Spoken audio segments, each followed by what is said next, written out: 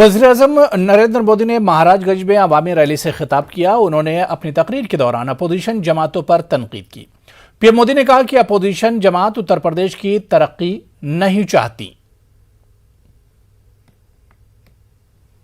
इन लोगों की नीतियों की वजह से यहां की चीनी मिलें बंद हुई, किसानों की हालत बदतर होती गई।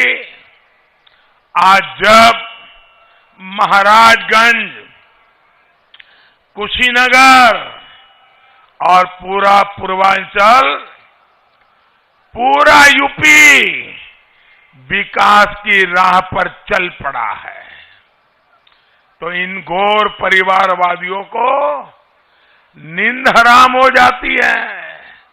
उनको बुरा लगता है कि पूर्वांचल कैसे आगे बढ़ रहा है। पूर्वांचल को जात पात में उलझाकर ये घोर परिवारवादी खुद यूपी का विकास रोकना चाहते हैं। ऐसे लोगों से